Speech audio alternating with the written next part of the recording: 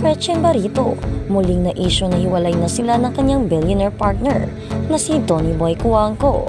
Kung bago ka lang sa channel na ito, huwag kalimutang mag-like, share, comment, and subscribe. Kamakailan ay naging usap-usapan sa social media ang balitang di umano'y hiwalay na sina Gretchen Barreto at ang kanyang matagal ng partner na si Tony Boy Cuangco. Maraming mga netizens ang nagbigay ng kanilang opinyon at reaksyon sa isyong ito na nagdulot ng iba't ibang haka-haka at espekulasyon. Ayon sa mga bulong-bulungan, tila matagal nang natapos ang kanilang relasyon. Isa sa mga naging patunay ng mga tao sa mga pahayag na ito ay ang mga larawan at balita na kumakalat tungkol sa mga pagkakataong magkasama sina Gretchen at Atong Ang. Sa mga social media posts makikita ang kanilang mga kuha na nagpapakita ng sasayang pagsasama na nagbigay sa mga tao upang pagdudahan ang estado ng relasyon ni Gretchen Barreto at Tony Boy Cuangco. Sa kabila ng mga usaping ito, wala pang pahayag mula kina Gretchen Barreto at Tony Boy Cuangco na nagkukumpirma o nagpapasinungaling sa mga alegasyong ito. Ang kanilang katahimikan sa isyu ay nag-iwan ng maraming tanong sa isip ng publiko. Ang iba ay nag-aakalang ang kanilang hindi paglalabas ng opisyal na pahayag ay maaaring dahil sa pagnanais na protektahan ang kanilang pribadong buhay, lalo na't pareho silang kilalang personalidad sa industriya ng entertainment at negosyo. Ang relasyon ni Gretchen Barreto at Tony Boy lala sa loob ng maraming taon at ang kanilang pagsasama ay naging isang malaking bahagi ng kanilang buhay. Si Tony Boy na isa sa mga tanyag na negosyante ay naging bahagi ng buhay ni Gretchen sa loob ng maraming taon at maraming tao ang umahanga sa kanilang relasyon. Ngunit sa kabila ng kanilang tagumpay bilang isang magpartner, ang balitang ito ay tila nagdulot ng pangamba sa kanilang mga tagahanga. Maraming tao ang nagbigay ng kanilang mga opinyon sa social media.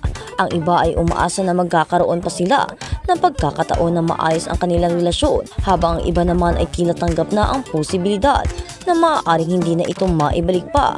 Ang ganitong klase ng balita ay hindi bago sa mundo ng celebrity. Kadalasang nagiging paksa ito ng chismis at intriga na minsan nagiging dahilan ng stress at pressure sa mga taong kasangkot.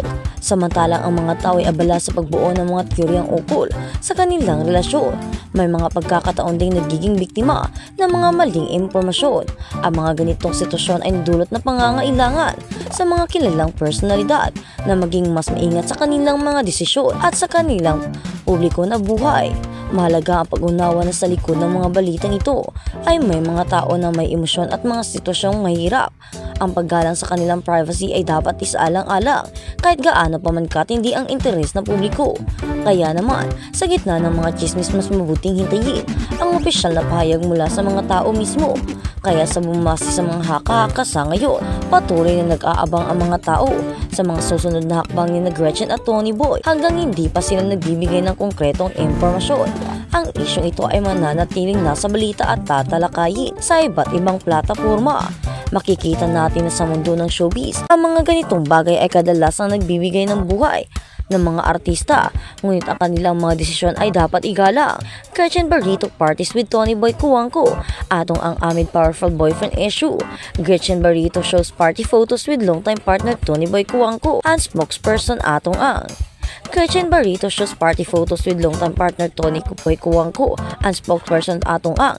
Hindi nagpatinag si Gretchen Barreto sa kabila ng isyong may relasyon siya di umano sa mga negosyanteng si Atong Ang, kahit sila pa ng longtime partner niya si Tony Boy Cuangco. Sa kanyang Instagram post ngayong Martes, ipinakita ni Gretchen ang ilang larawan nakuha sa dinaluhan nilang party ng Katz Motors chairman na si Felix Ang. Sa video ni Gretchen Barreto, makikita na nag-perform bilang gitarista si Tony Boy kasama ang isang banda. Naglagay rin si Gretchen sa Instagram stories ng litrato ni Ato na itinuturing powerful boyfriend niya di umano. Kalakip nito ang written text ni Gretchen na nagsasabing si Atong ang kanyang newly hired spokesperson. Tinagdagan pa ito ni Gretchen ng shock emoji. Lumalabas na pasaring ito ni Gretchen sa controversial na alitan nila ng kapatid niyang si Marjorie Barreto at pamangking si Nicole Barreto. Tahasang inamin ni Nicole na dati niyang karelasyon si Ato at inagaw raw ito sa kanya ng tiyahing si Gretchen. Saad ni Nicole patungkol kay Gretchen, "I'm stating the fact my own aunt stole my boyfriend." Ang nakakabatang kapatid ni Gretchen na si Marjorie ang nagpatunay na 5 taon umanong magkarelasyon at nagkarelasyon sina Nicole at Atong. Saksi rin daw umano si Marjorie kung paano pinasikatan di umano ni Gretchen si Nicole matapos agawin si Atong dito. Tahasan ding inamin ni Marjorie na si Atong ang tinutukoy niyang powerful boyfriend di umano ni Gretchen na kinakatakutan ni Marjorie matapos siyang napilitang magsalita tungkol sa away nila ni Gretchen. Hindi rin kaila sa publiko ang lumabas na viral photo ni na Gretchen at Ato kung saan makikitang pareho silang tulog at magkahawak ang kamay habang sakay ng eroplano.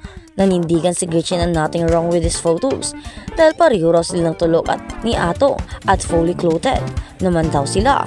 Humarap din si Atong sa live interview ng TV Patrol at nanindigang wala silang relasyon ni Gretchen.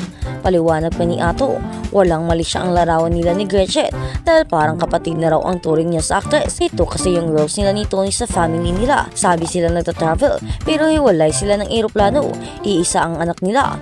Baka madisgrasya yung eroplano, baka may mangyari sa isa kaya palaging hiwalay. Si Gretchen kasi very close sa akin. Parang kapatid ko talaga iyan. Dagdag pa ni Ato, magkasosyo sila ni na Gretchen at Tony Boy na at madalas ding magkasamang mag-travel. Ang pagharap na ito ni Atong sa national television ang dahilan kung bakit sinasabing si Gretchen na ito ang bago niyang spokesperson. Nang humarap kasi si Atong sa TV Patrol noong October 24 ay nasa San Francisco, California, USA si Gretchen Barito upang magbakasyon at magpaalaga sa anak nitong si Dominic Cuangco. Kababalik lang ni Gretchen sa Manila at nakahabol sa dinaluhang party kagabi. At sa kabilang banda naman, Gretchen Barito ibinahagi kung bakit nahulog siya kay Tony Boy Cuangco. 30 taon na ang nakakaraan. Nakilala ng actress na si Gretchen Barito ang bilyonaryong negosyante na si Tony Boy Cuangco sa isang birthday party ng kanilang kaibigan. Ayon sa mga ulat, ay mismo ang nagdiriwang ng kanyang kaarawan ang naging tulay upang magkakilala sina Gretchen at Tony Boy. 23 years old pa lamang si Gretchen noong habang 42 years old naman si Tony Boy noong sila ay unang magkita. Nahulog umano kaagad si Tony Boy dahil sa angking ganda ni Gretchen kaya agad itong nag-umpisang gumawa ng paraan upang mapansin ng actress. Hindi naging madali kay Tony Boy ang panliligaw kay Gretchen dahil hindi siya nito pinapansin lalo na't abala ito sa kanyang career. Ngunit hindi sumuko si Tony Boy at ginawa ang lahat na kanyang makakaya upang maipakita ang kanyang pagmamahal kay Gretchen at ipinaramdam na espesyal ang actress. Hindi naman nakaiwas sa kontrobersya ang kanilang naging relasyon lalo na't marami ang nagdududa ano ang habol ni Gretchen kay Tony Boy. Pero sa gitna ng kontrobersya ay umabot pa rin si 30 years na sila ay tanungin kung ano ang sekreto sa kanilang matagal na relasyon. Tinabi ni Tony Boy na hindi niya kinukontra ang mga desisyon ni Gretchen. Nagbunga rin ang kanilang pagmamahalan ng isang supling na si Dominic Cuangco. Sa ngayon ay mayroong mga hakaka na sila ay hiwalay na dahil sa mas madalas nang makita si Gretchen kasama ang negosyanteng si Atong Ang. Ngunit itinanggi parehas ni na Atong at Gretchen na mayroon silang relasyon. At ikom din naman ang bibig ni Tony Boy tungkol sa isyong ito.